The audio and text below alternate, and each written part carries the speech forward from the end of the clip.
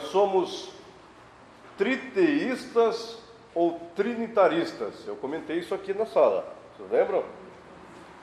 Nós somos triteístas ou trinitaristas.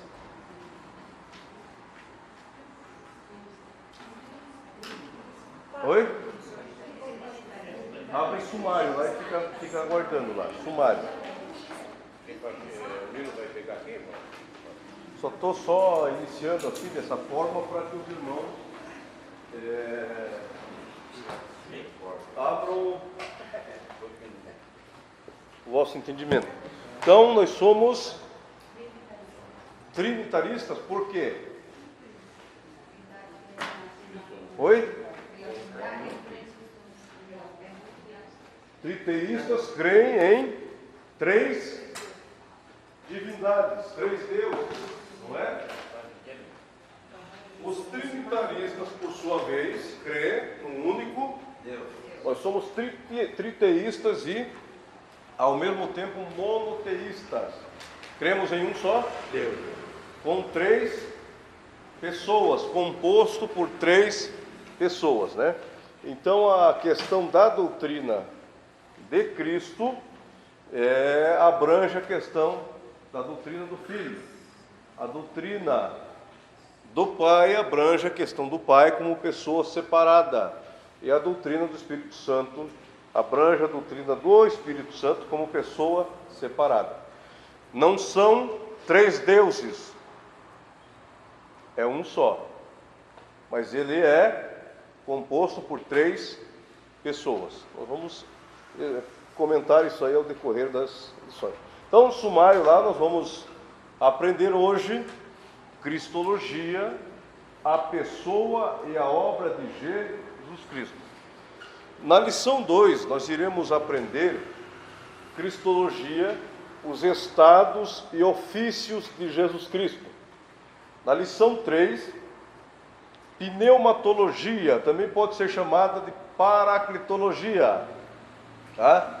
Porque também é um termo que vai se adequar com a pessoa e a obra do Espírito, ok? Então, na lição 4, pneumatologia, a obra do Espírito Santo na vida cristã, desde que ele veio, Espírito Santo, e de uma maneira fixa, não como na época dos tempos do Antigo Testamento, que ele só vinha aqui na terra, e de maneira esporádica ele retornava para o céu. Ele vinha para ungir profetas, reis e juízes, tá? Para capacitá-los. Nós comentamos aqui o que é unção. Unção é uma capacitação de Deus para com o homem, para esse homem que é ungido, por sua vez, fazer aquilo que os outros não fazem ou conseguem fazer. Então, olha o privilégio, né? No Antigo Testamento era assim, agora no Novo, segundo a profecia de Joel 2, ali, versículo 26 a seguir, cumprida lá no dia de Pentecostes, lá em Atos capítulo 2. Nós vamos estudar sobre isso. Então, a lição 1, a lição de hoje, ela está uma lição muito boa no sentido de conhecimento, mas também ela está apologética, porque se vocês deram uma olhada assim bem superficial no conteúdo da primeira lição, vocês vão analisar que houve vários e vários concílios, né, disputando a respeito de quem era Jesus, de sua natureza e assim por diante. Então nós vamos também entrar nessa área. Nós vamos fazer aqui um debate teológico a respeito dessa questão, teológico e apologético, né? Então a lição 1, na página 9, veja só que um escritor aqui, Dr. Champlin, né, ele coloca: qualquer tentativa de expor de modo breve e completo a identificação, o ministério e os ensinos de Jesus deve ser vista como algo semelhante à tentativa de pôr o oceano dentro de uma xícara. Então, em pouco tempo, a grosso modo, também é difícil fazer a exposição aí de quem foi Jesus no sentido humano. Quem é Jesus no sentido divino? Seu ministério, profecias a respeito dele, em 2 horas de aula. Difícil. Eu pelo menos fiz um apanhado aqui das questões mais importantes para nós, para a atualidade, para o presente, para a vida cotidiana. Ok? O primeiro parágrafo aqui, a fé em Jesus Cristo é o pilar do cristianismo. E 3 pilares que se desprendem da religião, uma das maiores, são 3 as maiores religiões do mundo.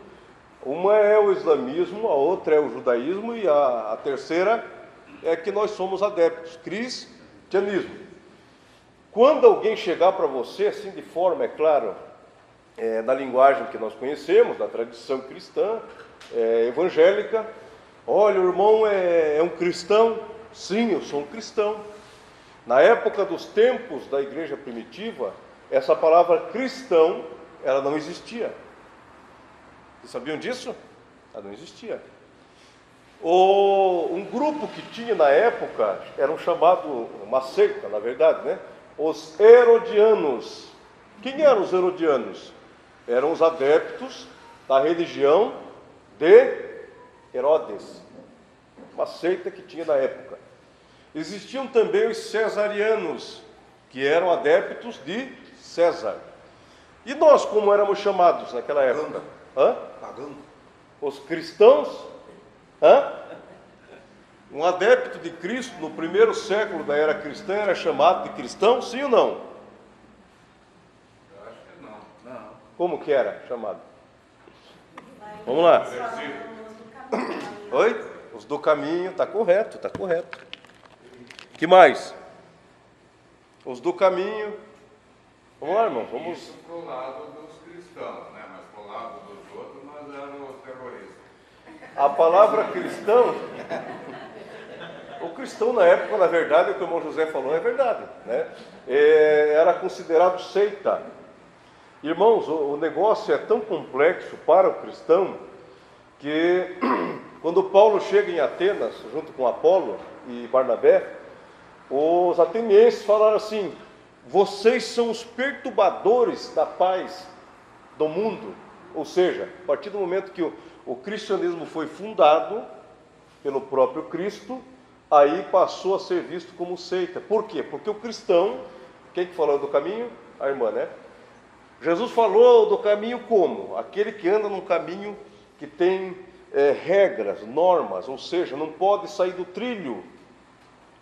Mentalize um trem, se ele sair do trilho, o que acontece? Uma confusão só, uma tragédia só. Assim você é esse trem que anda nesse trilho, você não pode sair, ok? Mas tem uma coisa, nada que se atravessa na sua frente, como igreja agora, vai ficar para contar a história. As portas do inferno não prevalecerão. Quando as portas do inferno se colocarem diante da igreja como um trem, ela vai passar por cima, ela vai arrebentar. E assim como um cristão. Então, para memorizarmos aqui a questão do cristão, como ele era chamado, do caminho, tudo isso está dentro do pacote. Mas a palavra cristão, na língua grega, ela está no diminutivo.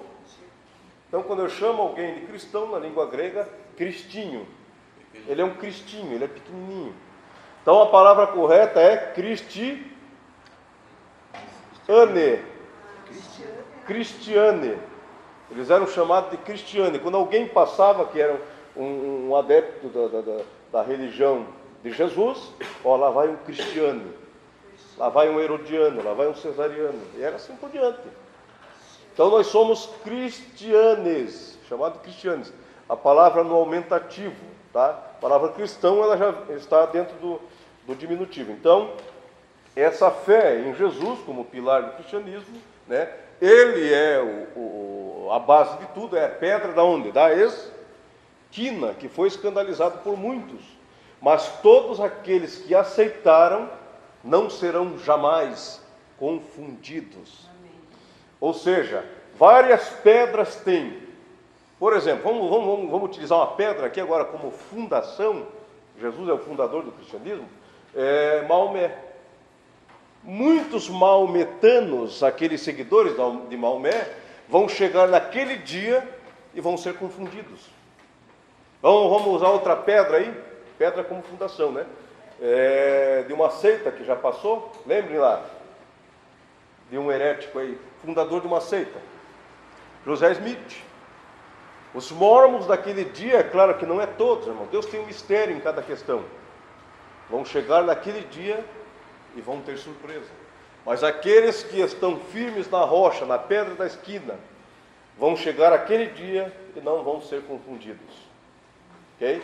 Porque Jesus estará lá para fazer com que a tua fé venha reluzir mais ainda agora na eternidade. Então, o cristianismo é a única religião de todas, inclusive das três maiores, que prega o quê? Amor. Que mais? Quais são as três virtudes do cristianismo? Jesus é a base, né? Está bem claro aqui, a fé em Jesus é o pilar, a base, né? Quais são as três virtudes do cristianismo?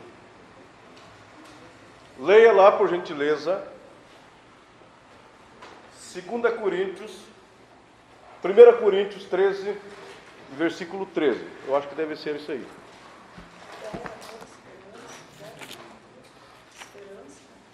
Veja se é 1 Coríntios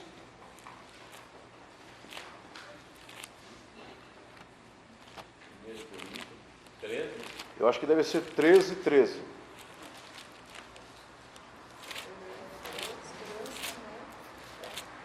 Veja se é lá.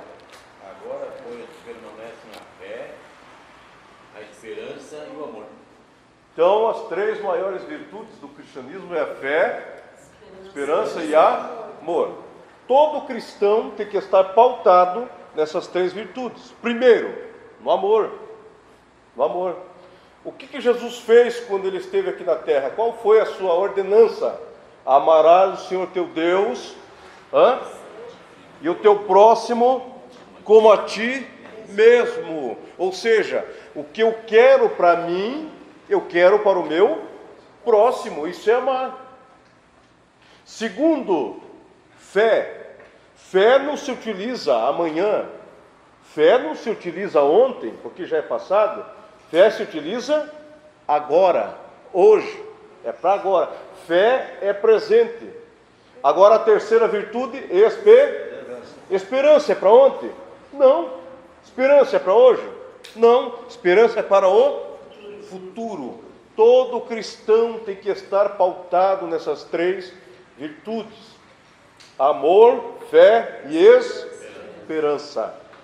É a base, tá, de um cristianismo verdadeiro que vai dar certo. Então, Jesus, como pilar do cristianismo, fundador do cristianismo, ele coloca aí para os seus seguidores estarem pautados nessas três virtudes, ok?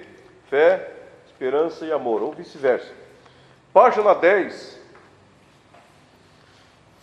Formação do pensamento teológico acerca da pessoa de Jesus Cristo, né? Então tem ali uma contagem aqui dessa construção fundamentada, oficializada aqui nos concílios.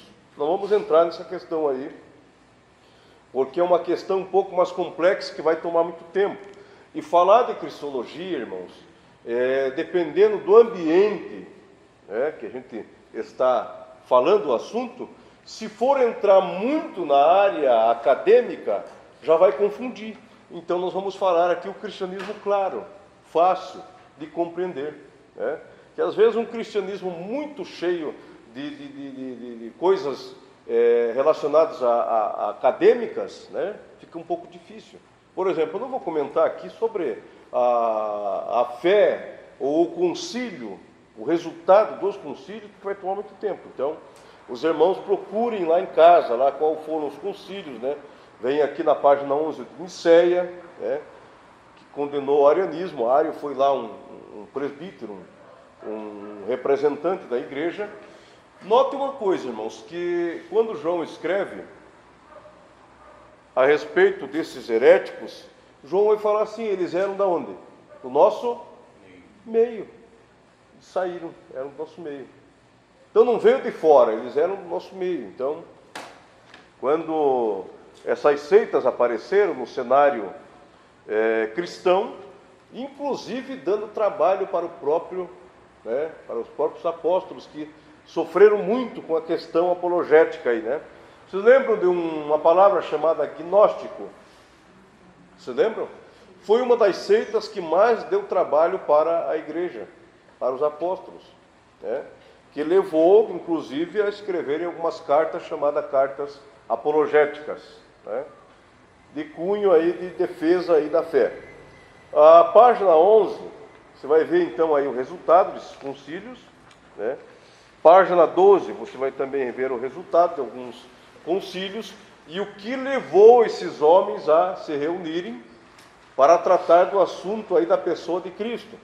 Jesus é homem, Jesus é Deus, Jesus usou seus atributos, não usou, então foi aí por diante. Ele tinha condições de salvar, resgatar a raça humana, então foi nesse sentido aí, apologético, que eles adentraram. Então, se você analisar, irmãos, os 4 evangelhos, aqui no sentido agora mais teológico, dentro da questão da cristologia, o evangelho de Mateus, por exemplo, alguém leia lá Ezequiel 1:10. Isso aí é uma exposição que dá base aí para introduzir o assunto da cristologia. Ezequiel 1:10. E um outro irmão, uma irmã já também prepara aí na sequência, Apocalipse 4, versículo 7. Que é 1:2. 1:10. 1:10. Quanto à aparência dos seus rostos, os 4 tinham rosto de homem, rosto de leão, do lado direito, rosto de boi, do lado esquerdo, e rosto de águia. Muito bem. Apocalipse 4, 7. Quem achou?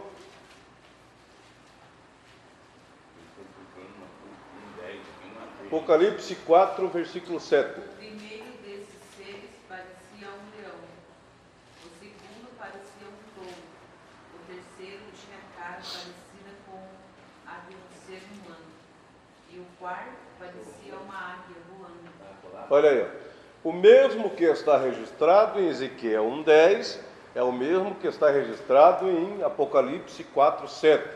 É chamado, então, na língua teológica, ou na teologia, fraseologia similar. O que é uma fraseologia similar? É quando um autor, por exemplo, aqui João, né, Apocalipse 4, 7, que nós lemos, a autoria de João, a revelação, Apocalipse, está escrevendo a revelação, de repente o Espírito Santo para. Lembra lá, porque o judeu ele tinha por hábito de conhecer todos os escritos do Antigo Testamento. E João, com certeza, sabia do livro do profeta Ezequiel. Por exemplo, Daniel, eu estou provando isso aqui com a própria Bíblia. Daniel, ali no capítulo 10, no capítulo 9, aliás, a Bíblia diz que, 9:2, que Daniel foi se aperceber dos 70 anos de cativeiro, que falou o profeta Jeremias, lá no capítulo 25, versículo 11, né, quando ele estava o quê? Lendo o livro do profeta Jeremias. Aí que ele se apercebeu, pela contagem que ele fez, que os 70 anos já estavam chegando ao fim. Aquilo trouxe um despertamento com Daniel. Mesma coisa aqui João.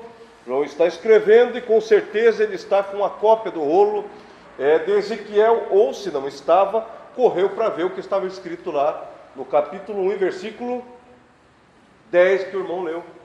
É a mesma coisa. Tem uma tradução, agora não sei se é a Revista Atualizada, se não me falha a memória, o que está escrito lá, está escrito ali, a mesma coisa. As traduções aqui deram divergência, né? Mas se for analisar nessa que eu estou falando aqui, vai ser igual. Vai ser igual, deu uma divergência mínima, mas é a mesma coisa. Então, uma coisa e outra aqui, aí essa fraseologia, João vai pegar, olhar ali o capítulo 1, versículo 10 de Ezequiel, e vai copiar e o quê? Colar, inserir na sua escrita. ou na revelação ali que estava ocorrendo, né? Então, qual que é o primeiro rosto? Rosto de leão. O que o leão representa aí? Ele é o rei do quê? Dos homens? Rei dos animais, o rei da selva, não é? O leão mete medo aí. Só tem uma coisa que o leão tem medo, e está na Bíblia.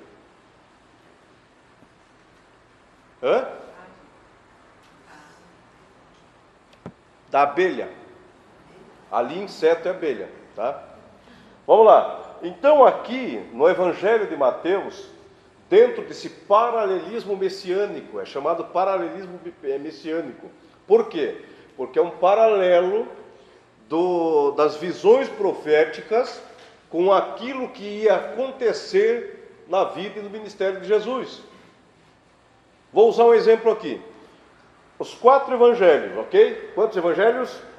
Os 3 primeiros são chamados, eu já falei aqui na sala, sinópticos. Por quê? Porque são parecidos. A palavra sinopse quer dizer ver em conjunto, ver por igual, é quase igual. Só João que não. Então os 4 evangelhos, você pensa que eles passaram a ser considerados evangelhos do início, ou o primeiro, contando com Mateus, mas não. Já existia um evangelho já embutido no Antigo Testamento.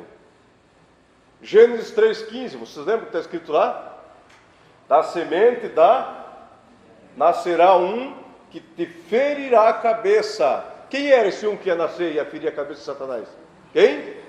Jesus. E com a sua presa ali, com os seus dentes, em algumas traduções, né, a serpente, ia ferir o calcanhar. O que é isso? Salmo 22. Os pregos, ali o dente da serpente são os pregos ali, dentro dessa simbologia, desse paralelismo.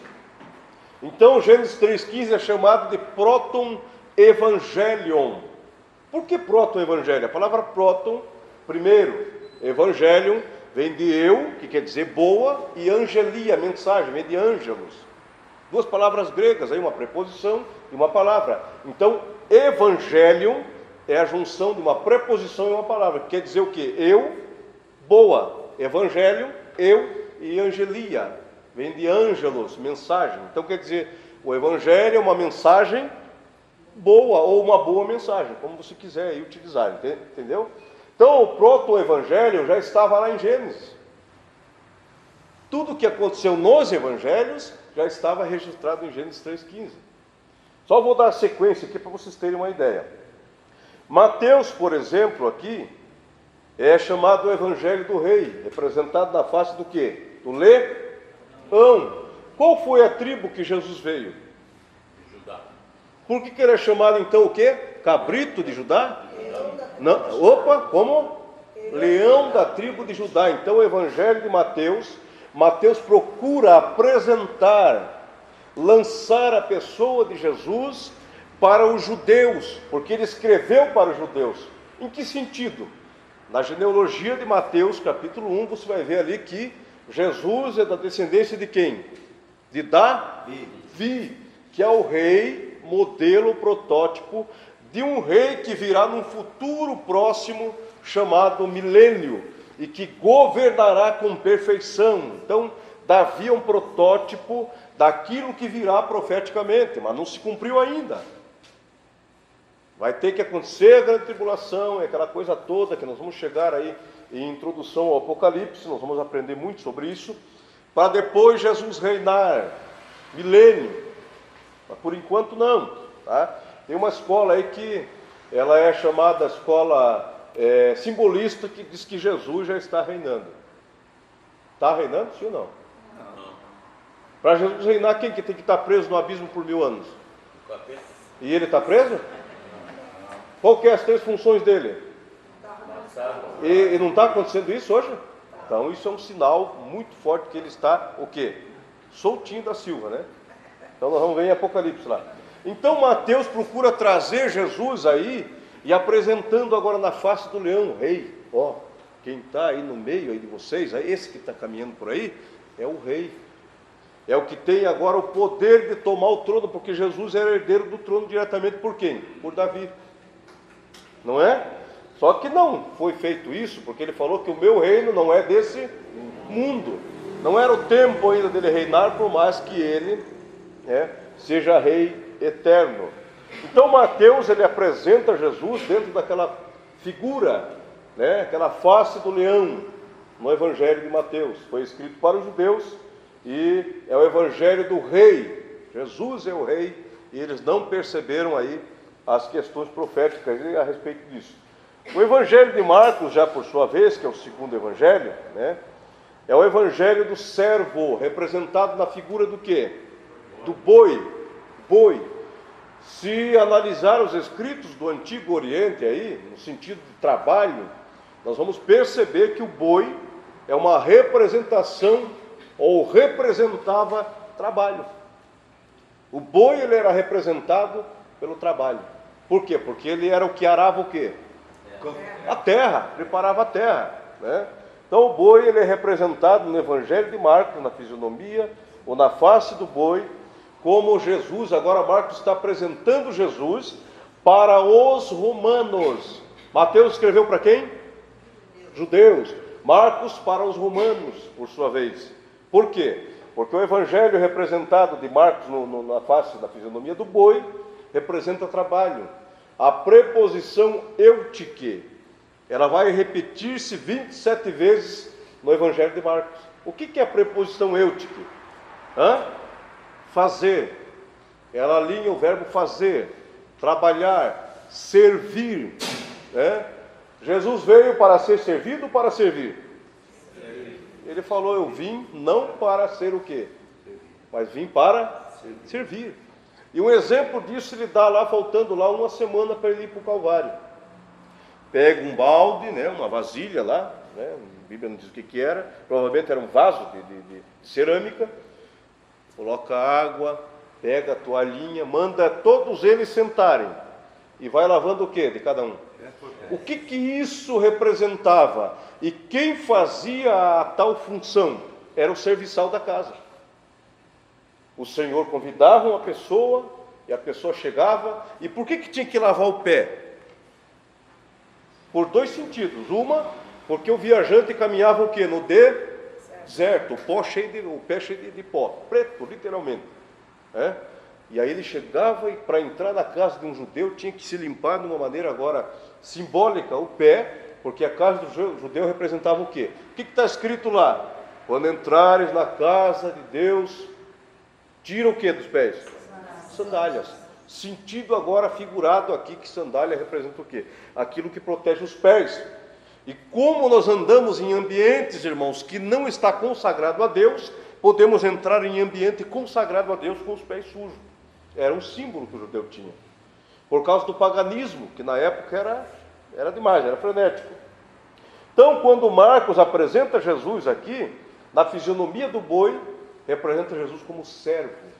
E essa preposição eutike, da língua grega, ela tem a ver com as mãos. Ela é uma preposição que tem várias ideias. E uma delas, das que eu citei, é as mãos. Por quê? Você vê Jesus o quê? E a Bíblia diz que Jesus impôs no paralítico e ele impôs as mãos na vista do cego e ele, na boca do mudo e ele, no ouvido do surdo e ele, no morto e ele, opa, no morto não. Ele não podia tocar em nada morto, irmão. Ele era nazireu de Deus. Números capítulo 6 vai estar lá a lei do nazereado. 3 coisas ele não podia fazer: rapar o quê? Cabelo, tomar a bebida forte e tocar em coisas mortas. Aí os críticos, a alta crítica documental a respeito da questão do cristianismo ou da cristologia, da teologia agora, diz que Jesus tocou no defunto ali, que era o menino, o filho da viúva de Naim. Não, ele tocou no esquife. Tocou. E o que é esquife? Urna, vamos ser mais aqui, usar a linguagem culta aqui. Urna funerária. Não, é caixão, irmão. Era o caixão, Ele tocou no caixão, ele não tocou. Porque se Jesus toca no defunto, irmãos, iam arrebentar Jesus ali. Então ele sabia de tudo isso, como nazireu de Deus, então ele não tocou. Então Marcos fala de Jesus, aí usando a preposição eutike 27 vezes no evangelho dele, identificando Jesus como servo. Agora, por que Jesus, como servo aqui, Marcos, mostrando Jesus como servo no seu evangelho, ele vai destacar aqui a escrita dele para os romanos. Ele vai escrever para os romanos. Por quê? Vamos lá, vamos filosofar aqui. O crente pode filosofar ou não? Hã? Palavra filosofia, duas palavras gregas, philos, conhecimento, e sophos, quer dizer amantes do conhecimento. Não tem nada a ver, irmão. Meu Deus, o crente não pode entrar na filosofia, é o conceito de... Daí, irmãos, o que vocês acham? Por que Marcos escreveu para os romanos, mostrando Jesus como servo? Por quê? Todo servo tem o seu senhor. E quem que eram os senhores da época aqui? Quem que dominava o mundo habitável, populável? Os romanos. Então os romanos eram senhores. Eu vou explicar uma coisa aqui, nunca mais esqueça, olha só. Por que Jesus falou assim? Quando te obrigarem a caminhar caminha mais uma, dobra o preço. Por que Jesus falou isso? Jesus colocou as claras para os seus seguidores que na época tinha uma briga, que os judeus não queriam aceitar Roma subjugando o povo, não queriam. Tanto é que quando se cumpre a profecia, ali uma semana antes de Jesus ir para a cruz, Zacarias capítulo 9, versículo 3 ou 13, se não me falha a memória, que ele entrou montado no quê? Um jumentinho, que horas são? Cedo ainda. Ele entrou montado num jumentinho, não entrou? Se cumpriu a profecia de Zacarias 9, ok? E quando ele entrou em Jerusalém, o povo estava com palmas. O que é palmas? Era o galho lá daquelas palmeiras, né? E fazendo como se fazia quando um monarca triunfante, quando vinha da guerra, para entrar nos portais de Jerusalém, né? É chamada Porta Dourada, que está lacrada, eu explico lá em escatologia. Então ele está entrando naqueles portais ali, aí o povo olha, né? Hosanas, hosanas ao rei. O que quer dizer a palavra hosanas? É uma palavra aramaica que quer dizer isenta-nos do jugo. Então o povo judeu queria estar livre do jugo. E Jesus fazendo todas aquelas proezas, maravilhas, eles pensaram, é ele com esse poder de ressuscitar morto, dar vista aos cegos, multiplicar pão, transformar água em... É ele que vai nos isentar desse poder aí de Roma. Então os romanos eram senhores, e quando Jesus fala assim, quando te obrigarem a caminhar uma milha, Jesus está utilizando, demonstrando para os seus seguidores e ensinando a questão da submissão, sejam submissos. Ao quê? À lei de quem? Dos senhores, a lei de Roma. Qual que era essa lei aí? Era chamada a lei do leva e traz. Os romanos tinham poder e direito, e eu provo na Bíblia, quando Jesus, a Bíblia não diz que ele caiu, é a história, a tradição que diz que ele caiu 3 vezes, a Bíblia não diz nenhuma vez, que Cirineu estava passando, vindo do campo, e o que os romanos fizeram? Ei, você aí, pega a cruz desse homem e leva. Não foi assim? Não está lá escrito. Eles utilizaram uma lei que eles tinham. Quando eram escravos e estrangeiros, que se eles olhassem, por exemplo, aqui um cidadão romano aqui, né? Com umas bagagens aqui, ele queria viajar, ele ia viajar, e era daqui a 2 quilômetros lá, que ele tinha que colocar as bagagens num carro lá, ele podia chamar um estrangeiro, alguém que não era, que não tinha cidadania romana, e usar essa lei do leva e traz. Vem aqui você, pega essa bagagem e caminha com ela uma milha. Aí isso era renovável.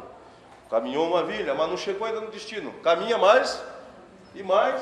Jesus falou isso. Não se oponham a Roma. Vai dar uma tragédia só se vocês se opuserem a Roma. Foi o que Jeremias falou com o rei Zedequias. Não se oponha a Nabucodonosor. Deus está mandando ser submisso, obediente, que daí vocês vão ser bem-aventurados. Não foi isso que aconteceu. E também não foi o que aconteceu lá na época de Jesus. Quando ele fala, leve e obedeçam, né, a questão da lei do leva e traz, aí, não obedeceram. O que deu? 70 depois de Cristo, para se cumprir a sua própria profecia, que foi ele que falou, não ficará pedra sobre, só ficou um monumento lá, né, que é o chamado Muro das Lamentações. Então, Marcos escreveu o evangelho destinado, tá, aos romanos, mostrando para os romanos assim, ó, ele é servo, ó. Ele faz todas essas coisas que vocês veem, mas ele é servo. Ele não veio para servir ninguém. Foi isso que Marcos estava querendo dizer às claras aí ao Império de Roma. É apresentado na face do boi. Vamos então comentar Lucas para nós sair para o intervalo aí. Então Lucas, já por sua vez, o terceiro evangelho, é chamado Evangelho do Filho do Homem, representado na face do homem, né? Representa o quê?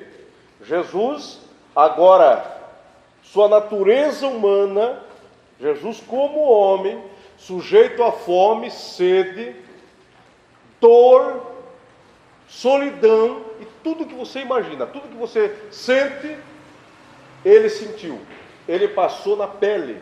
Nada que você possa imaginar da outra natureza dele divina foi transferida à natureza humana. Nada foi fácil para Jesus, nada foi facilitado para ele. Por isso que hoje Jesus não está, ele está no céu, a destra de Deus, em que função? Sacerdote? Não, intercede por nós. Advogado. 1 João, se não me falha a memória, 2,17. Se nós pecarmos, temos um advogado. Ele está como advogado. Por quê? O advogado que ele absolve causas. Hoje ele é advogado, mas vai chegar um dia que ele vai ser o quê? Juiz. O advogado existem dois, né? O de defesa e o de acusação. E existe depois o juiz, em última instância, que bate o martelo e dá o veredito final, sentença ou liberdade. Mas vai chegar um dia que ele vai ser aí o juiz que vai julgar a causa dos homens, segundo Paulo escreve, né?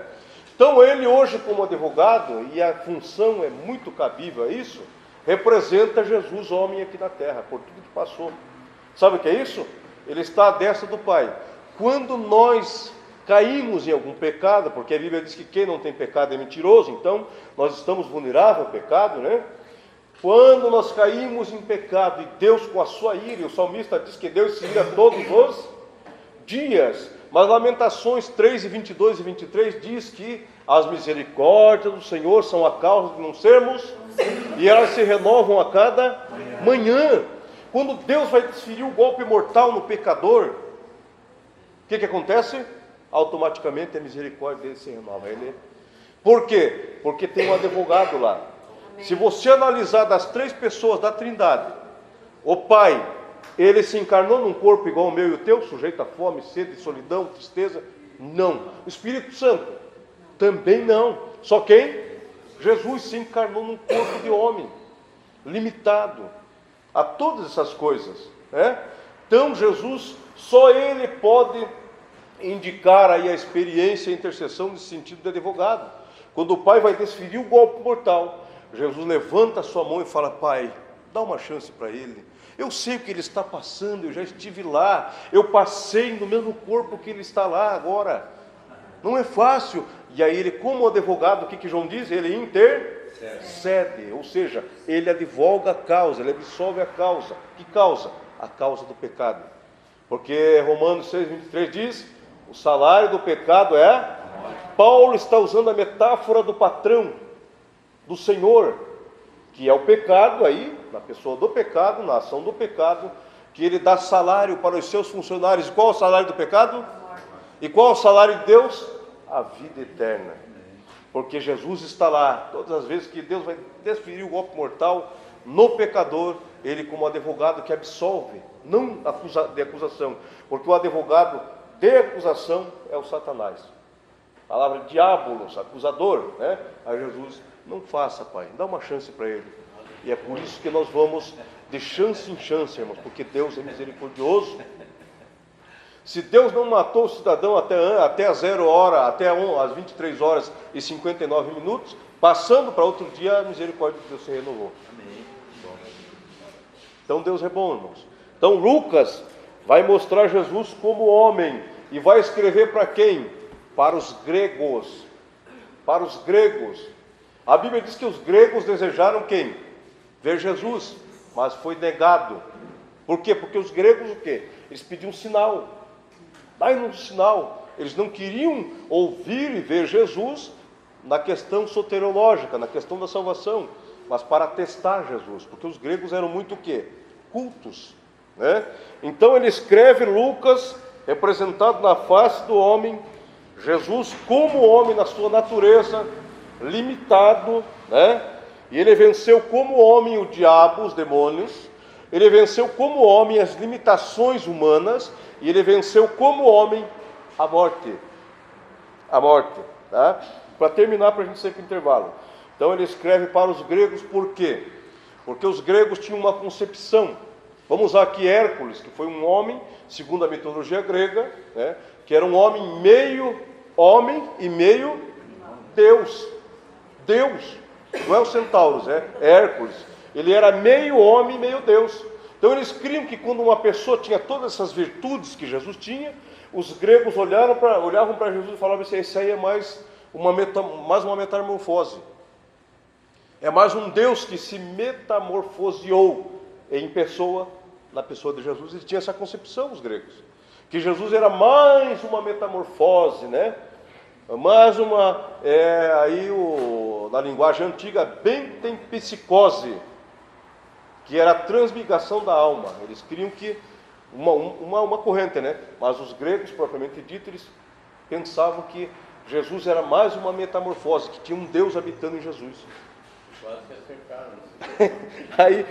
aí ele vai... Deus é mais, né? Sim, aí ele vai escrever o que? Não tem nada de metamorfose não. Esse que está aí é um homem, um simples homem. Aí tem pessoas que perguntam às vezes para mim: irmão André, Jesus, ele foi amamentado pela mãe dele? É claro que foi, irmão. Normalmente, irmãos, ele teve tudo que uma criança teve no seu nascimento. Cresceu normalmente, debaixo da lei, aprendeu normalmente, irmãos. Jesus, homem, irmãos, ele está dentro da referência como qualquer ser humano. Só que Paulo vai escrever sem pecado. Porque o que gerou Jesus era o quê? Santo, Espírito Santo. Não foi o Espírito Santo que gerou Jesus? Então Jesus tinha que ser o quê? Santo também. Porque se tem uma relação de José e Maria, Jesus ia herdar o quê? Romanos 1:23. Todos pecaram e Jesus ia estragar todo o projeto. Mas quem concebeu Jesus foi o Espírito Santo. Tanto é que a palavra gerar, que vem de... Deixa eu ver se eu lembro aqui de... Não vou lembrar agora. A palavra gerar é uma palavra grega que destaca aí a gene, monogênio, quer dizer filho gerado. Pelo homem, no caso. A palavra gene quer dizer homem, vem de homem, de geração e coisa parecida, consanguíneo. Então, quando a palavra a genealogia de Mateus 1 ela vem assim. Vamos usar aqui, vamos encurtar mais aqui. Jacó gerou tal, e vai indo. Aí chega José, gerou Jesus. A palavra gerou, ou gerar, em algumas traduções, ela é isenta. José, do qual nasceu Jesus, filho de... Mas não foi José que gerou. Se você olhar, nós vamos olhar daqui a pouco, quando a gente retomar o assunto, que a palavra gerou, ela é isenta de José, pai biológico de Jesus, com a questão aí de Maria, ela é isenta. Vamos sair para o intervalo? Vamos reiniciar então? Então, para fechar o terceiro evangelho de Lucas, foi o evangelho escrito aí para os gregos, Jesus mostrando, Marcos mostrando, Lucas, porque não dizia mostrando Jesus como homem, tá? E depois vem o último evangelho, o quarto, que é o evangelho de João. É chamado evangelho do Filho de Deus, não mais de Filho do homem, Filho de Deus, né? Porque o único evangelho que ele fala assim, que o povo questiona, indaga Jesus como Filho de Deus, e das 3 acusações que levou Jesus para a cruz, uma delas foi dele se autodeclarar o quê? Filho de Deus. Foram 3, né? 3 acusações aí que levaram ele à cruz. Uma delas foi essa. Então o evangelho de João é representado na face da águia, né? Falamos do leão, do boi, da face do homem, agora vem a face da águia. A águia está sempre nas alturas. Se não me falha a memória, uma águia consegue detectar, enxergar um roedor a 5 km de altura. Se não me falha a memória. Falaram a 2 km de enxergam rápido. 2 km, né? Isso é o que eu aprendi. Muito bem, 2 km. Eu não estou bem aqui com a minha memória, mas é mais ou menos, ela tem uma visão muito longa, né? Ela alcança muito aguçada, né? Então, quando João escreve o Evangelho, colocando Jesus representado na face da águia, ele está dizendo o quê? Se uma vez Lucas mostrou Jesus só por fora, como homem, João vai mostrar Jesus por dentro. O que está escrito lá em João 1:1 e versículo 2? No princípio, o verbo estava com Deus.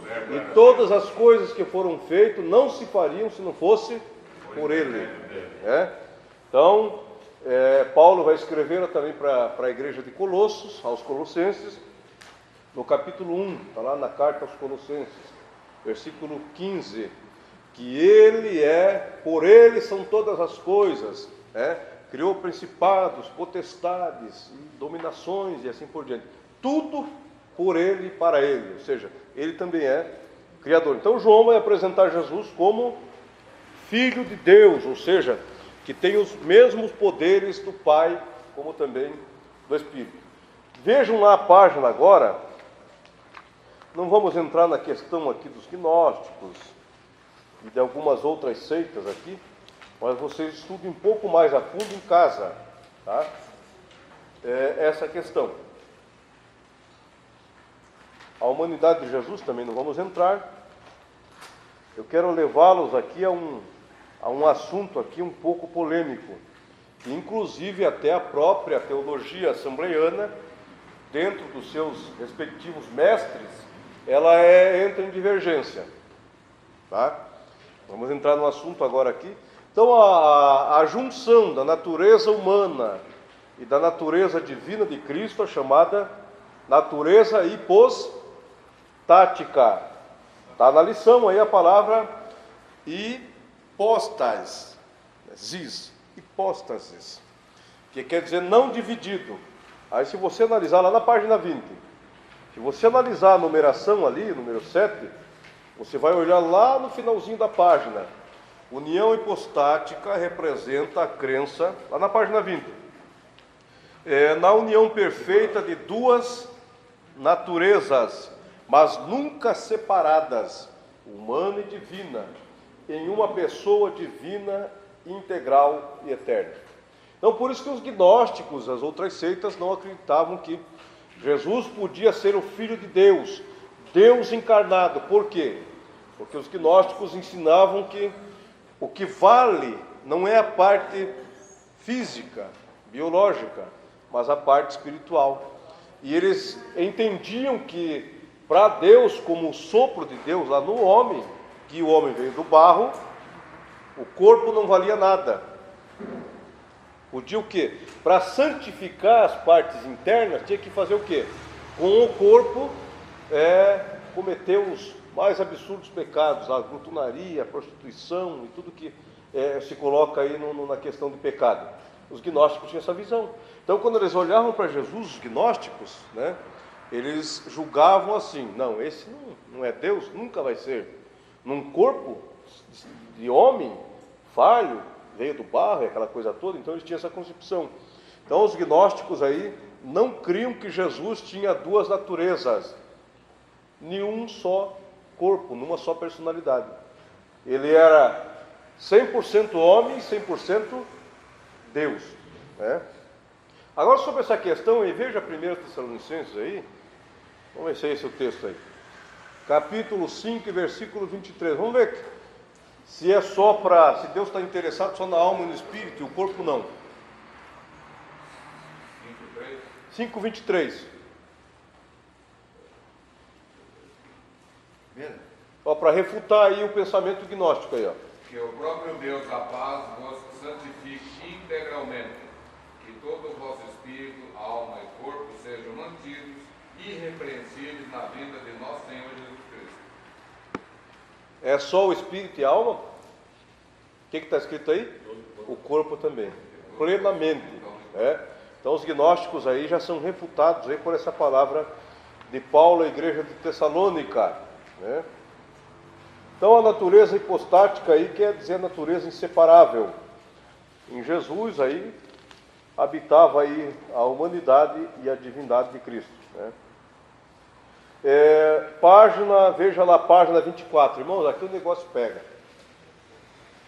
Aqui o negócio... Eu vou fazer a pergunta e sejam sinceros dentro daquilo que vocês já pesquisaram, estudaram. Tá? A questão aqui é um pouco apologética. Eu falei aqui que os mestres da Assembleia de Deus, eles entram em divergência. Jesus, quando esteve aqui na Terra, quanto tempo ele ficou? 33 anos e meio, 6 meses. Seu ministério durou 3 anos e meio, ok? 3 anos e meio, mas a idade foi 33 e meio. Ele utilizou como homem, nesse corpo aqui, é claro que exceto sem o pecado, ele utilizou os seus atributos transcendentais, sim ou não? Não. Hã? Não. Não? O que é atributos transcendentais e atributos naturais? Já expliquei aqui.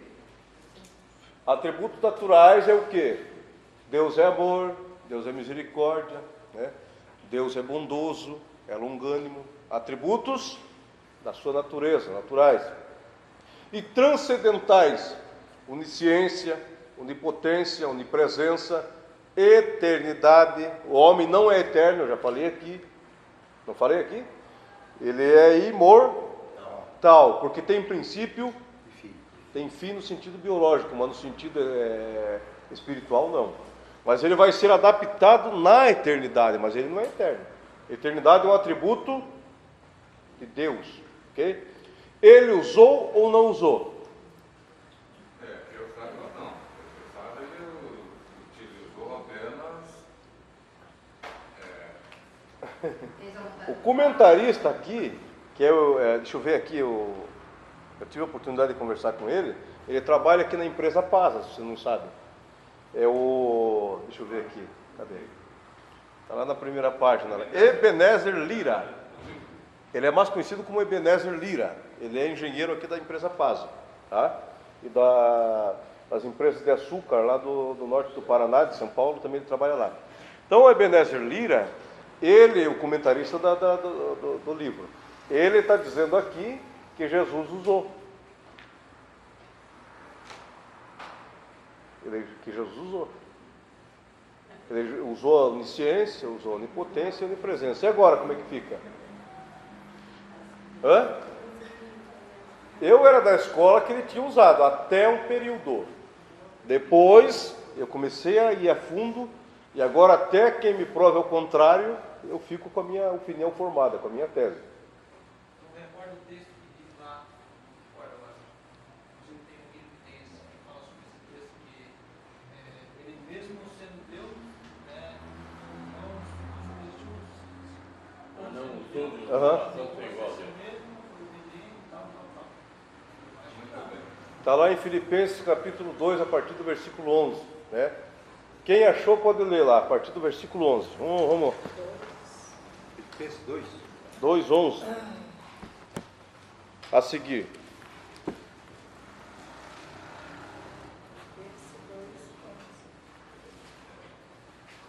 Toda língua confesse que Jesus Cristo é Senhor.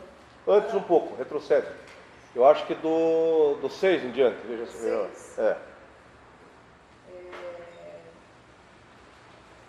Que mesmo existindo na forma de Deus, não considerou ser igual a Deus, algo que deveria ser retido a qualquer custo.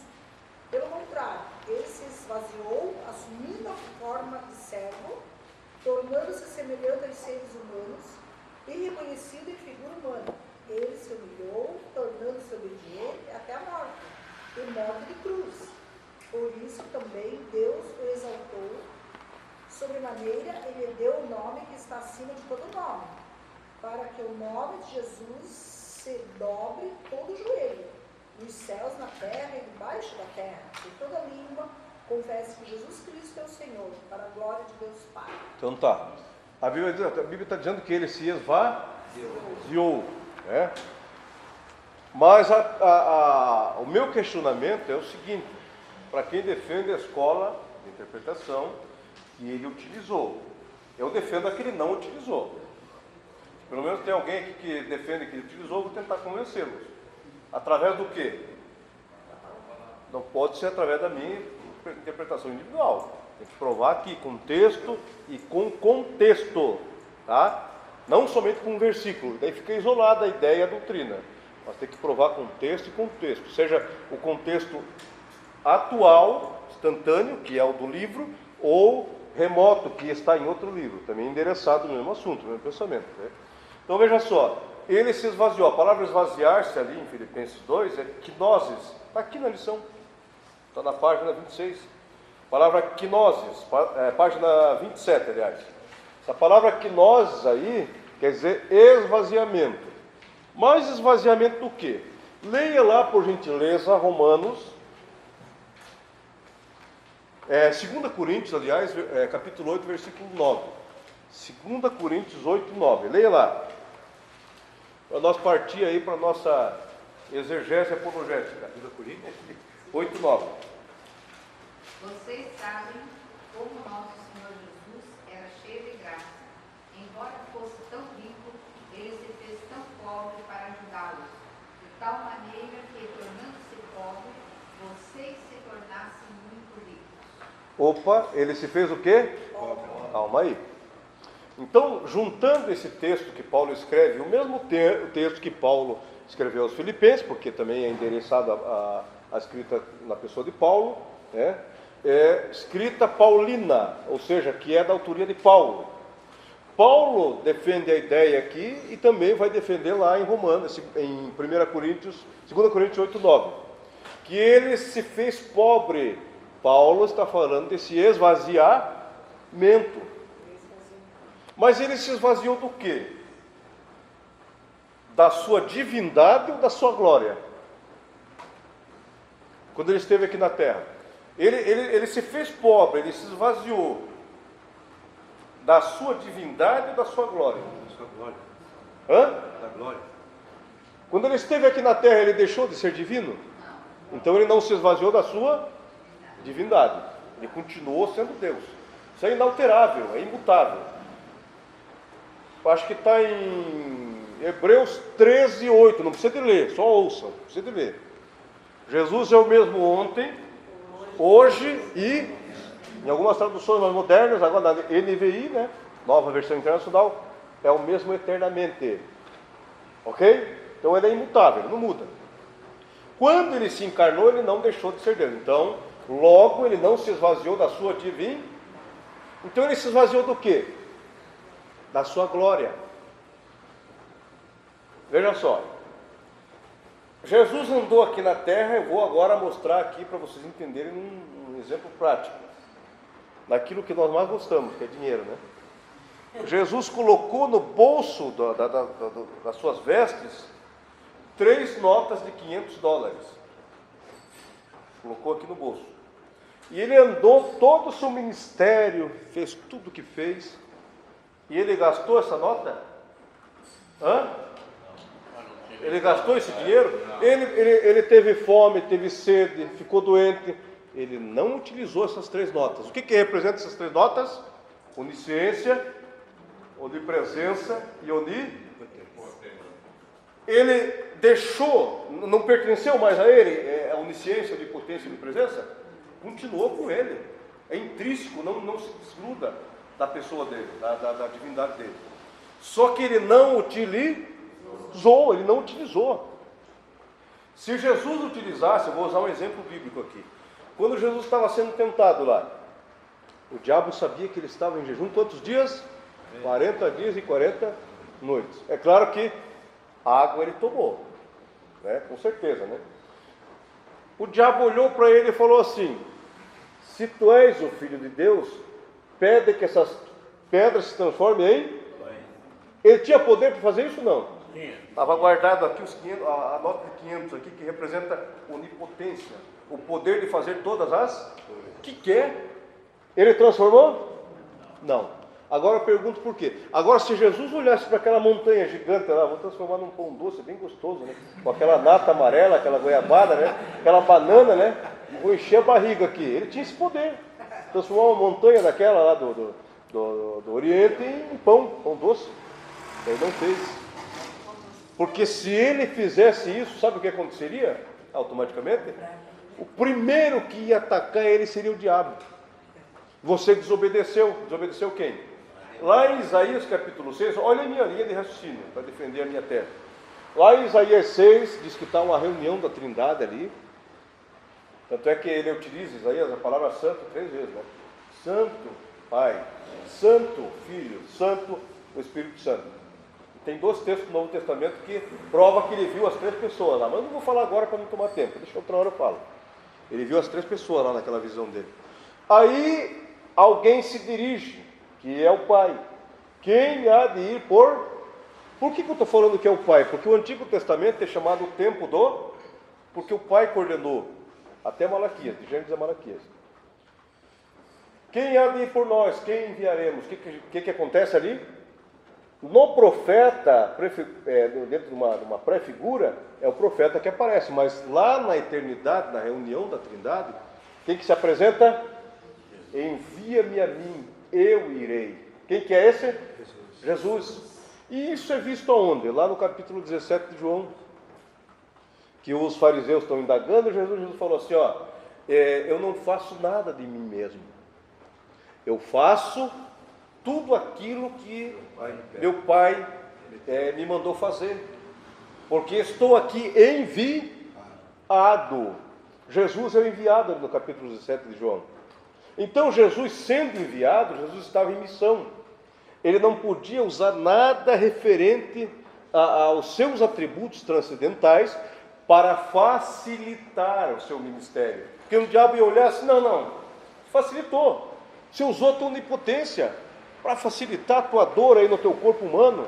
Não, você usou a tua onisciência para analisar as coisas futuras. Não aconteceu isso. Tem algum texto que fala que ele usou a onipotência dele? A onisciência? E quando ele viu Natanael debaixo da figueira?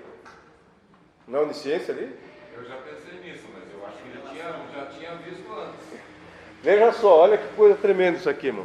Vamos analisar agora através de que fonte, através de que poder Jesus fez tudo o que fez como homem. E como ele não utilizou os seus atributos transcendentais. Mas isso não quer dizer que ele deixou de lado e não recuperou mais. Veja lá Mateus 28, versículo 18. Mateus 28, versículo 18. Olha só que coisa tremenda aí.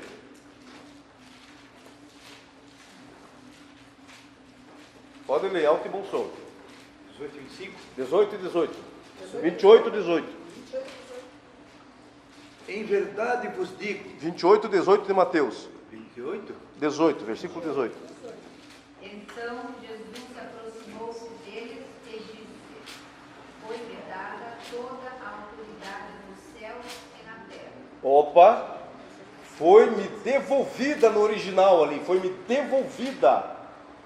Tanto os atributos de Jesus ele deixou com o Pai, para exercer como homem o ministério terreno, como também quando ele estava para morrer na cruz, o que ele falou? Pai, em tuas mãos entrego o meu espírito, para a morte não pegar o espírito de Jesus, como ela pega de qualquer ser humano. É claro que no sentido agora biológico, né? No sentido espiritual, quem é de Jesus vai para um local, nós vamos estudar em escatologia, quem não é vai para outro. Mas nesse sentido, ele entregou o Espírito, como entregou seus atributos ao Pai.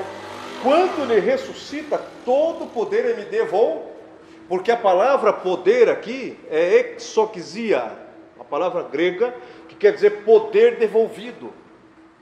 O Pai devolveu. Quer outra prova disso? Está lá no Evangelho de João, capítulo 17, quando Jesus está orando, o que ele fala? Pai, representei o teu nome, apresentei o teu nome aos homens, esses que estão comigo, guarda-os.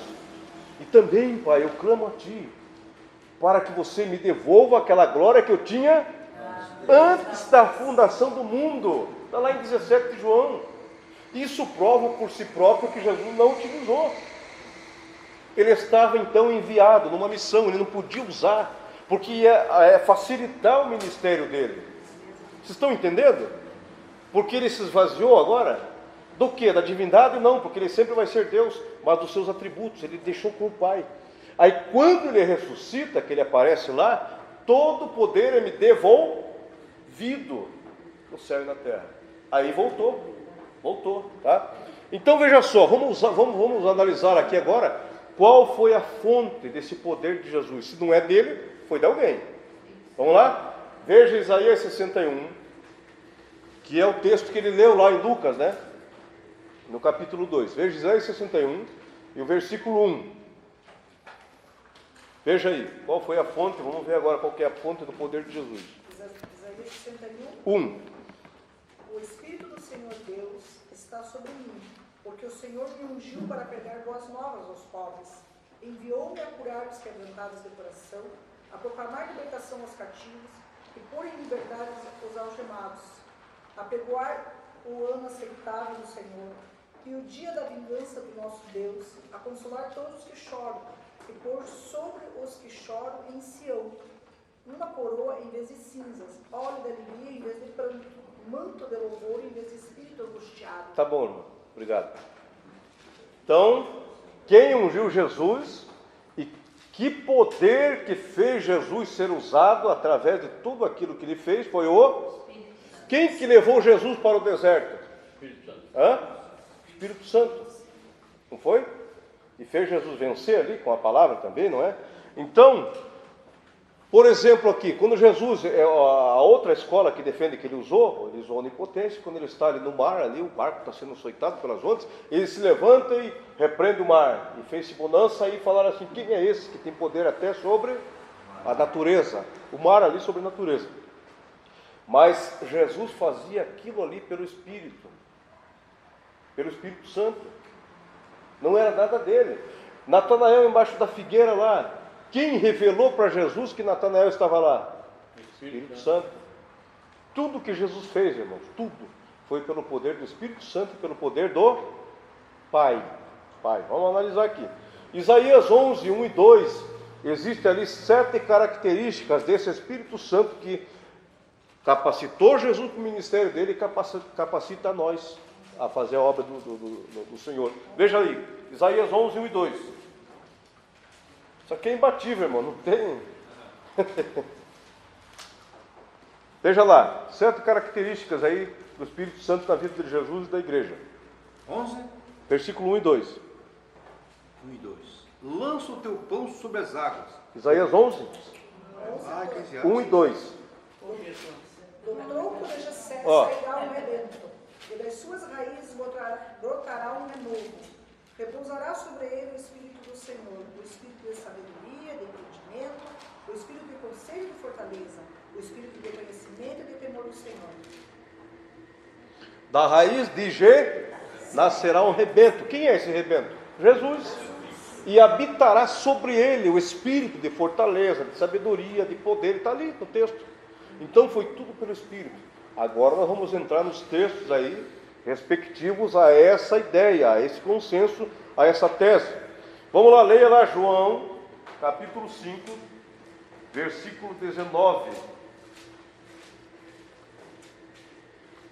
Jesus lhes deu esta resposta: eu digo verdadeiramente que o filho não pode fazer nada de si mesmo, só pode fazer o que vê o pai fazer, porque o pai faz o filho, porque o que o pai faz, o filho também faz. Versículo 23.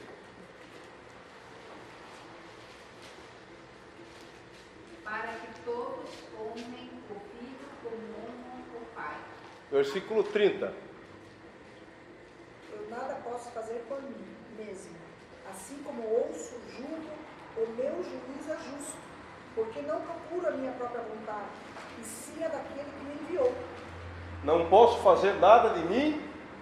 Opa, calma aí. Então alguém fazia por Jesus. Veja Atos 2 e 22 agora. Atos, capítulo 2, versículo 22. Atos 2, 22. Isso. Israelitas, escute o que eu vou dizer. Jesus o Nazareno, homem aprovado por Deus diante de vocês, com milagres, prodígios e sinais, os quais o próprio Deus realizou entre vocês por meio dele, como vocês mesmos sabem. Quem realizou os milagres?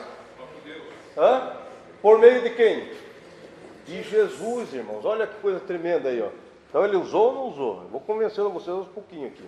Veja agora João 17, 5. Evangelho de João 17, versículo 5.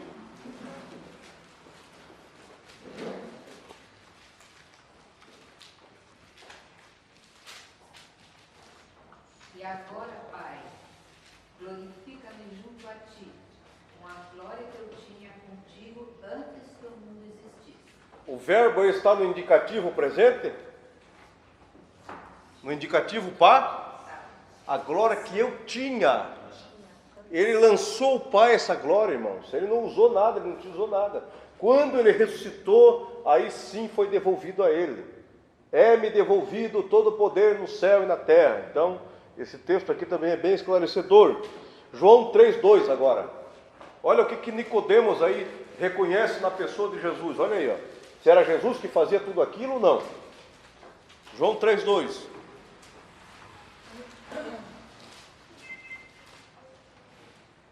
Este de noite foi até Jesus e lhe disse: Rabi, sabemos que o Senhor é mestre, vindo da parte de Deus, porque ninguém pode fazer esses sinais que o Senhor faz, se Deus não estiver com ele. Ninguém pode fazer esses sinais se Deus não... Opa, então Deus estava com Jesus, né? Por isso que ele realizava. Quando um cidadão realiza um milagre, um prodígio, é poder dele? Não. Então Jesus como homem não seria diferente, irmãos. Ele estava disponível ao Pai. Vamos ver na ressurreição de Lázaro lá, João 11, versículo 41 até o 43. Quem achou pode ler em alto e bom som. Vamos ver quem que ressuscitou Lázaro aí. 41 até o 43. Quem achou, leia. Tiraram então a pedra, e Jesus, levantando os olhos ao céu, disse: Pai, graças te dou, porque me ouviste. Eu sabia que sempre me ouves, mas por causa da multidão que está em redor, é que assim falei, para que eles creiam que tu me enviaste. E tendo dito isso, clamou em alta voz: Lázaro, vem para fora. Olha aí, ó. Pai, eu sei que sempre tu me ouves, mas por causa da multidão que estava em redor, o que está no texto aí? É que eu falei isso. É que eu pedi, que eu clamei. Então o Pai, né, ele está clamando ao Pai aqui para que o Pai lhe conceda aí, né, que Lázaro seja ressuscitado. Atos 10, 38, veja lá. Estou falando aqui, estou mostrando para vocês a fonte desse poder que Jesus fazia todos esses milagres. Atos 10, versículo 38. Concernente a Jesus de Nazaré, como Deus o ungiu com o Espírito Santo e com poder, o qual andou por toda parte fazendo o bem e curando a todos os oprimidos do diabo, porque Deus era com ele. Ungiu com o Espírito Santo para que ele andasse fazendo o bem para todos, curando os oprimidos do diabo, porque quem que era com ele? Deus era com ele. Olha aí, ó. Deus era com ele. Para terminar agora, João 10, leia o versículo 25. João 10, 25. Jesus respondeu: Já falei, mas vocês não acreditam. As obras que eu faço em nome do meu Pai dão testemunho de mim. Em nome de quem? Meu Pai. Tá, versículo 32. Mas Jesus nos disse: Tenho mostrado a vocês muitas obras boas da parte do Pai, por qual delas querem me apedrejar. 37.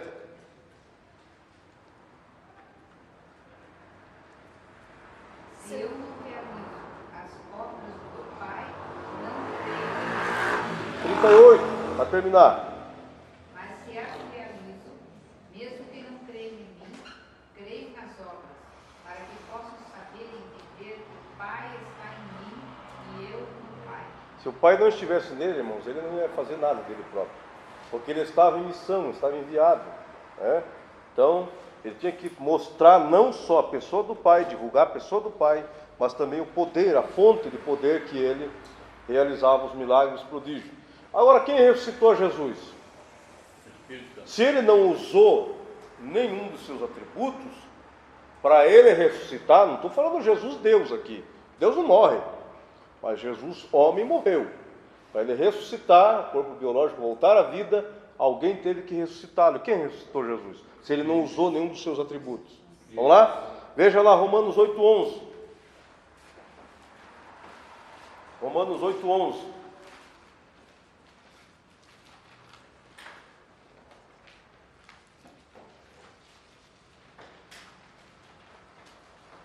E se o Espírito daquele que ressuscitou Jesus dentre os mortos habita em vocês, aquele que ressuscitou a Cristo dentre os mortos também dará vida aos seus corpos mortais, por meio do seu Espírito que habita em vocês. O Espírito daquele que ressuscitou a Jesus, a terceira pessoa da Trindade, o Espírito Santo. Ok? Porque 1 João 5,17 diz que há três que agem no céu: o Pai, a Palavra e eles agem de uma maneira concisa. Então, um está agindo para com o outro de maneira concisa, com o mesmo projeto, com o mesmo plano.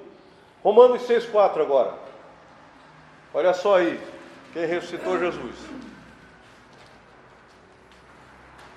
De sorte que fomos sepultados com ele pelo batismo na morte, para que, como Cristo ressuscitou dos mortos pela glória do Pai, assim andemos nós também em novidade de vida. Então, primeiro ele ressuscitou pela glória do Espírito e depois pela glória do Pai. Tem mais um texto aqui, irmãos, tá? 1 Coríntios 6,14. Olha o que qual era a concepção de Paulo a respeito dessa questão. Pois o pecado não terá domínio sobre vós, porquanto não estáis debaixo da lei, mas debaixo da graça. 1 Coríntios 6,14? Perdão, Romanos 6,14. 1 Coríntios 6,14. Quem achou? Lê em alto e bom som. Por seu poder, Deus ressuscitou o Senhor e também nos ressuscitará. Deus aí é o Pai, tá? Ressuscitou o Senhor e também há de nos ressuscitar. Para terminar agora Atos 13, olha o que Lucas vai descrever aí sobre essa questão. Versículo 29, 28 e 30. 3 versículos. Atos 13, verso 29 até o verso 30. Quem achou, lê em alto e bom som.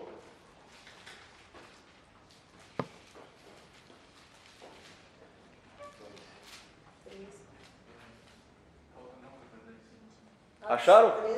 Atos 13, 29 a 30.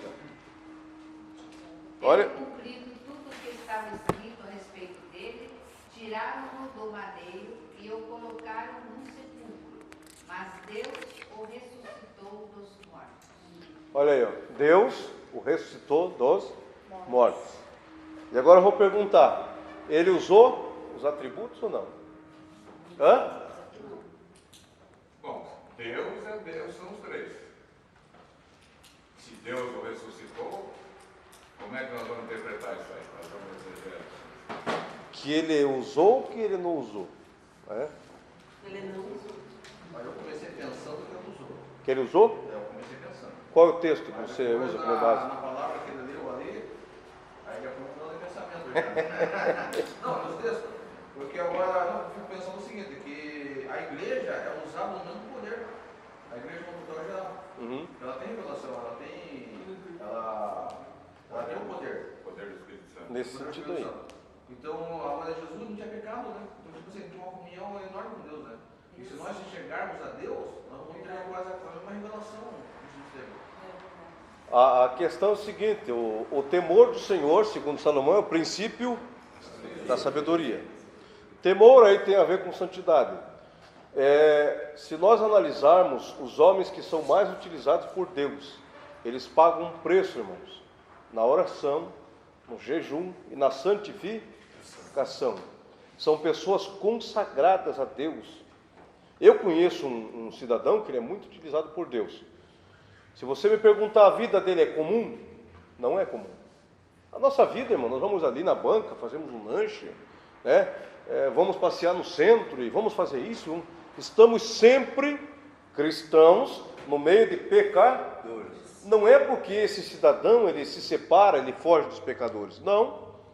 Quando ele faz cultos evangelísticos, né? Ele é de Goiânia, esse pastor. Ele vai lá no meio do povão. Só que é quando Deus manda, quando Deus revela a ele. É difícil, ele falou, sabe o que, um dia, numa pregação? Que quando ele não está pregando, quando ele não está em outros lugares, ele está orando. Ele passa o dia, a tarde, no período da noite, orando, se preparando, se consagrando, se santificando para Deus usar. E Jesus não era diferente. A Bíblia diz que Jesus, ele estava constantemente orando a quem? Vocês pensam que Jesus não se preparou, irmão, esses 30 anos que ele ficou isento da história, né? Aparece com 8 dias, depois aparece com 13, depois some de novo. Ele estava se preparando. Jesus, ele se preparou de uma tal forma, irmãos, que seu corpo físico, para aguentar toda aquela maratona evangelística, expulsando demônios, guerra com o diabo, guerra com os homens, com as leis. Vocês pensam que ele não se preparou para isso? Se preparou. E qual que era a preparação dele? Jejum, oração, comunhão constante com o Pai e uma vida não de santificação, porque santo ele era, né? Então, nesse sentido, se formos analisar aqui a questão, que o irmão questionou lá, ele não usou, irmãos, não porque ele era pecador. Ele, sendo santo, ele estava em obediência. Quem patrocinou a vinda dele aqui, o que ele falou num dos textos que nós lemos? O Pai me enviou. Ele estava em missão, irmãos. Ele não podia usar nada que era dele, sabe por quê? Senão ele ia entrepelar aquele que enviou a ele. Ele estava em obediência total. Ele se fez pobre, o texto que nós lemos aqui, para que nós fizéssemos o quê? Rico. Se fez pobre em que sentido? Deixou a sua glória, deixou a sua coroa, suas vestes reais, seu cetro, né? Deixou seus atributos, não deixar no sentido de não pertencer mais a ele, deixou de utilizar. Ele continuou com as 3 notas de $500, lembra? Ele continuou aqui no bolso dele, nunca deixou de ser dele, é dele. Só que ele não utilizou. Ele se esvaziou aqui, deixando de usar os seus atributos. Porque se ele utiliza um dos seus atributos, o diabo ia cair em cima dele. Não, você não vai morrer como homem, não. Você usou seus atributos aí, seu poder. Então ele se esvaziou completamente. Aí quando ele ressuscita, já muda a história. É-me dado, é-me devolvido, porque a palavra ali, poder é exodesia. É um poder que é devolvido. Mas nunca, sempre foi dele, nunca deixou de ser dele. Por exemplo, vou usar aqui um exemplo. Essa chave aqui, eu deixei ali e vou viajar lá para a Europa. Fico lá 1 ano na Europa. E nesse meio de tempo que eu estou na Europa, alguém chega assim, essa chave de quem é? Essa chave é de André. Porque eu estou longe lá, deixou de ser minha? Continua sendo minha. Assim é a onisciência, a onipotência, a onipresença. Ele deixou de utilizar, mas continuou sendo dele. Aí quando ele ressuscita, aí sim, me dado todo o poder no céu e na terra. Então ele não utilizou, embora o comentarista aqui diga que ele utilizou.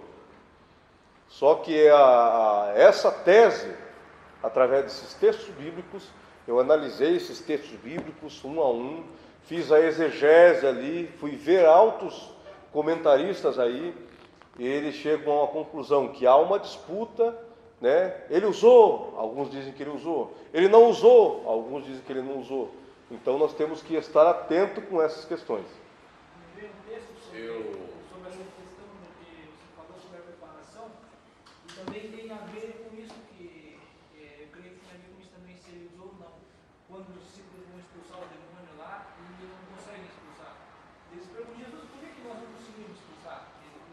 Essa carta só sai com jejum e oração. Então Jesus não usou nenhum. Veja só.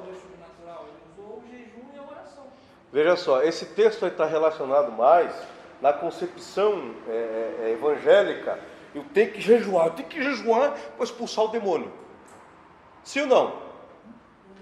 Hã? Tem que viver uma vida de jejum para expulsar o demônio? Por que o texto diz que eles não jejuaram, por isso que não expulsaram o demônio? E agora? Tem que viver sim ou não? Hã? Não precisa, irmão, não precisa. O jejum é bom, irmão. O jejum quer dizer o quê? Estratégia espiritual. É quando você deixa o alimento, deixa as coisas, né, referente à esposa, à vida marital, e vai se consagrar a Deus em jejum. O Espírito Santo abre o teu entendimento. Você se aproxima de Deus. É para esse sentido. Mas nesse texto ali, é pela fé. O jejum faz o quê? A fé crescer. Quer que eu prove como não precisa de jejum? Eu digo não precisa no sentido aí desse texto aí. É claro que você vai entrar na guerra lá para expulsar o demônio, para entrar no trabalho de libertação, tem que jejuar, claro que tem que jejuar. Mas nesse sentido é para adquirir fé. O que Jesus falou lá em Marcos 16? Em meu nome... Ah, não está assim não. Tem que jejuar e ir direto aí para expulsar. Está lá assim? Em meu nome. Um crente que jejua e um crente que não jejua, mas se é santo, ambos os cristãos, se ele chegar no ambiente, se ele está de bem com Deus e com os homens, né, mesmo que não jejue tanto assim, e ele chegar e tirar um demônio quebrando tudo lá, em nome de Jesus, sai demônio, mesmo que ele não tenha uma vida regular de jejum, o demônio vai ter que sair, porque é em nome do jejum de Jesus, irmãos, que ele vai sair, mas não deixa de jejuar, viu? O cristianismo, os cristãos, os adeptos do cristianismo, eles têm que ter hábito. Os cristãos antigos jejuavam muito, ok? Agora vamos voltar aqui à questão aqui. Jesus expulsava demônios, não era pelo seu poder, vocês acreditam nisso? Teve uma vez que Jesus está expulsando uns demônios lá, aí os fariseus chegaram para ele e falaram assim: tu expulsa demônios pelo príncipe deles, que é o Beelzebub. Aí Jesus falou assim: não, estão errados. O diabo vai se colocar contra ele mesmo, aí o reino não vai subsistir, o reino vai acabar, vai cair. Se eu expulso os demônios pelo dedo de quem? Pelo dedo de quem? Do Espírito Santo. Vós dizeis que eu expulso o demônio pelo príncipe Beelzebub? Quem fazia que os demônios saíssem era o Espírito Santo na vida de Jesus. Os demônios saíam pelo poder do Espírito. Está no Marcos, acho que Marcos capítulo 3. Se eu expulso os demônios pelo dedo de Deus, ali é o Espírito Santo. Vós questionais? Então não era por ele, era pelo poder de Deus também. Irmãos, eu termino essa aula. Semana que vem nós vamos entrar aí agora na questão da cristologia, no sentido da salvação de todos os homens aí, tá? Eu queria falar uma coisa. Pode falar, pastor Nilson. Ele quer falar uma coisa aqui, o pastor Nilson. Ele pode falar ou não? Pode, o pastor, né? Pode falar. Apesar de todo o entendimento que nós tivemos hoje, né, mas nós pensávamos da mesma forma, que Jesus não usou os atributos. Ok. Eu nunca pensei diferente. Para mim, ele nunca usou os atributos de ser Deus. Eu nunca pensei nisso. Senão ele nem poderia ser advogado, porque como é que ele ia saber a dificuldade de você resolver cada situação? Então eu sempre entendi que ele hoje clareou mais a minha mente, né? Porque quando fala que ele não usou aquela glória, ele deixou aquela glória anterior que ele tinha com o Pai, né? Mas ele continuou sendo Deus. O mais importante que eu vejo em tudo isso aí é que assim como o Pai me enviou, eu vos envio. Espírito Santo, Então veja só, dentro da palavra do pastor Nilson, para a gente finalizar então, ele se esvaziou da sua glória, não da sua divindade. Ele continuou sendo Deus, embora deixou a sua divindade aqui guardadinha sem utilizar, ok? Tudo que ele fez foi pelo poder do Pai e do Espírito Santo, lá em Isaías 61, Isaías 11 e assim por diante, tá? Amém? Obrigado pela atenção. Semana que vem nós estaremos aqui, se Deus permitir.